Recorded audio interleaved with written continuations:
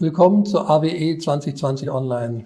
Welcome at AWE Online 2020. Thank you very much, AWE, for making this online event possible. I guess while we were all looking forward to seeing each other in sunny California, it's great under these circumstances to do this event, at least like this, until we can get back together in person again, hopefully soon. My name is Robert Hoffmeister. I'm the CEO of Goodly Innovations. Let me briefly introduce you to myself and the company. Goodly Innovations was founded with the complex processes of regulated industry like pharma and biopharma in mind. By myself, with about 20 years experience in CG interactive AR and VR, and Dr. Dirk Schrader with over 20 years in pharma tech ops and lean. I always say he came with the suffering and we already had a tech team in place. He knew the complex multi-user processes in regulated industries that I want to talk about today. Next level lean with a focus on the human beings and to really boost a team's potential was at the core of what we really wanted to achieve. To take the potential of augmented reality and step it up with a truly collaborative, dynamic system. We have today already seen great adoption throughout the pharma industry. 7 out of the global top 20 pharma corporations are using the system today in 7 countries worldwide. And we do have a wonderful global partner ecosystem to help us deploy and maintain. The processes we want to talk about are format changes, line clearance, cleaning, maintenance, etc. From simple secondary packaging lines to the regulated primary inhaler filling isolators, where we also have successfully deployed systems already. Let's talk about the processes. For example, the line clearance process or the changeover processes that are typical in pharma packaging today. They can be executed daily, sometimes multiple times a day, sometimes just a couple of times a week. Those are often very complex processes with several hundreds of tasks that are executed by teams, not just by individuals. So going down a list top to bottom always is not the thing you want because you have mixed teams, different team sizes, shift changes, etc. There are a lot of little mistakes that can creep in, so the typical effectiveness, believe it or not, in those packaging lines is about 30%. Often hundreds of SKUs are packed. SOPs need to be followed exactly, documentation is also important, and all this in a 24/7 production cycle. And of course, individuals, human beings are involved and are at the center of all this. No matter how automated a process becomes, how smart machines are, there will probably, at least in the foreseeable future, human beings involved in those processes. Those human beings need to learn processes, change processes, execute them, and follow strict regulations. They have to communicate with each other or with machinery. Like I just said, they have to interact with machines. They can be new and somewhat automated and smart, but they can also be old and stubborn and just as diverse as the users are working with those machines. Mechanical tasks can be, for example, executed like the changing of a format part, interaction with HMIs, but in reality it's always a mix of multiple tasks that need to be executed. And of course, there's always data involved. In GXP process, there's, for example, incoming data like the SOPs, the real-time monitoring data, and so on, or the outgoing data, for example, for audit trays, logbooks, data for analytics, electronic batch records, etc., etc. For flawless process execution, it must be guaranteed that the information is delivered, the right information is delivered from the right source at the right time to the right employee. And on top of that, of course, there's the topic of data integrity. Compliance through security, audits, access control, etc. is essential to all of the above. And the process complexity today is actually increasing. Even if machines get smarter and automated, new technologies like serialization or track and trace increase the complexity of those processes. This means also that sometimes the lot size today is getting smaller and smaller.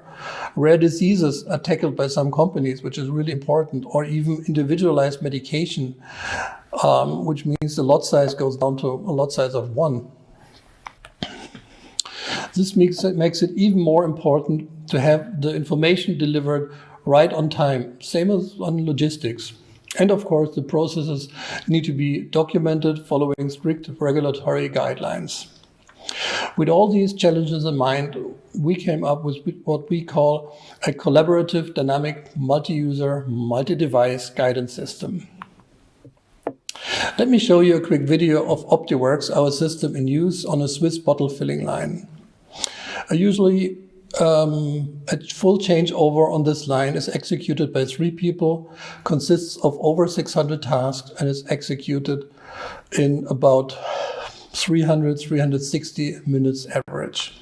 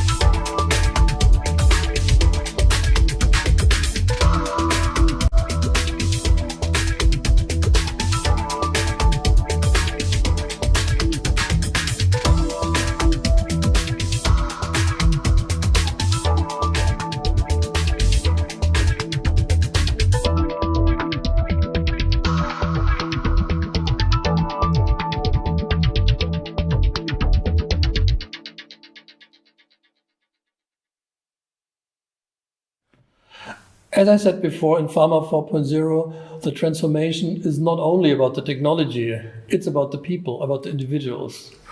In this video, you saw 3 people collaborating with HoloLens 1 devices. They all have the same kind of guidance, and they were actually able to cut down the time from 360 to 260 minutes on this line, while increasing quality, less mistakes, and also, which I'll show in a minute, increase efficiency in onboarding of new employees tremendously. We only succeed as a team.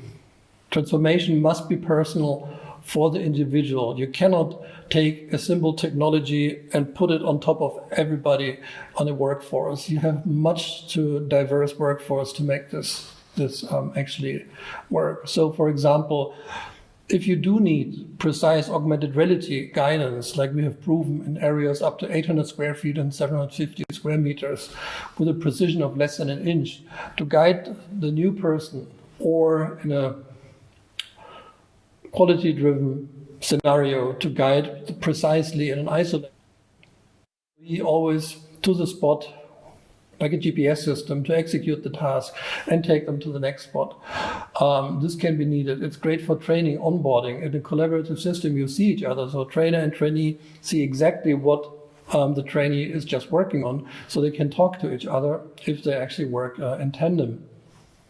So with a system like this, the information is not only delivered to the person needed, but it's actually delivered where it's needed, to the right spot on the machine. But you might have in the same team somebody who's been there for 10 years, who doesn't need this heavy device on their head. There can be some kind of resistance from your workforce. So in order to still include them in the same system to deliver the data and to capture batch records or audit trails, etc., people can collaborate with a multitude of devices in a single process. Everybody basically picks up what they want to do. I work on this machine, you work on that machine. You can have a shared collaborative experience, but individualized with the technology to the individual's needs. This is really important to us. Everybody can work hands-free, but you might need higher guidance, precision or not, or you want to work with, on the RealWare, for example, with voice guidance system. So all of this can be executed from within a single system. But what actually comes out of it, what can be achieved with it? Let me show you some use cases. Speed, of course, this is inherent to augmented reality. We see that a lot. Average 30%, this is what we're seeing as well. But adding this flexibility of a dynamic team, we've actually seen a boost go above 50 in some areas where it's actually possible to add another person to a process because they might be available on the next door line. So just take them over, have them work an hour with you.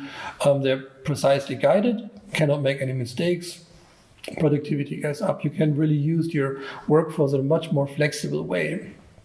Quality, like I mentioned before, by avoiding a single mistake in highly regulated areas, the quality of a product in production, of course, goes up. And onboarding training, as I mentioned as well.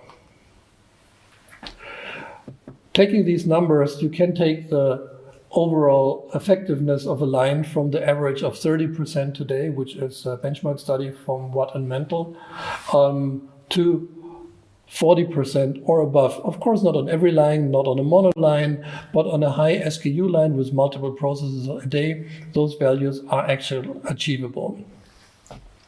This is from Pharma, our first customer who applied the system in 2017. They've successfully reduced the changeover time by an average of 45%, because they were also able to reduce all the little mistakes that they avoided to do. The micro stoppages when trying to start the machine again basically did not disappear, but are much, much less. And therefore, this contributed to the fact that they were able to insource small batches that were previously hand-packed in Asia, because now they're confident that they can do changeovers much more securely without the problems of micro stoppages when starting the machine again. A German pharma multinational is using the system in an isolator. They have very few SKUs, but a single mistake in an isolator could lead to hours and hours of downtime. You can have to reopen the isolator, fix the problem, and then decontaminate the isolator again until you're able to work again. Hours and hours can pass. This example is from the video we've actually seen. They were able to reduce, using OptiworX, the time from about 360 to 260 minutes. And another example that they had was for onboarding. They had a new employee joining their line. They've previously worked on a different line in the same factory. But on the very first use, this user was able to perform without any mistakes at the target time of the trainer, without a single mistake. So users are much more efficient on the first day, and they're not blocking the experienced users' time, who can actually work efficiently in parallel on their own processes. Another example using our data from the log file for analytics. This is also regarding to training. We can see there's a new employee who just had his first time at the machine in his very first use of OptiworX augmented reality. This was a HoloLens 1 setup. They were able to perform on the very first time without any mistakes at an hour 5, which is right in the middle of an hour to an hour 10 target time. So this was very crucial to them because they do see quite a fluctuation of their workforce in this 24/7 secondary packaging facility. So this was really a great tool to prove that OptiworX can definitely help also with the topic of onboarding. To wrap this up, I hope I was able to give you a good overview over the challenges of transforming complex regulated processes and our approach to it. Feel free to reach out, but now we're looking forward to actually seeing you in the Q&A session in person, live. See you in a minute.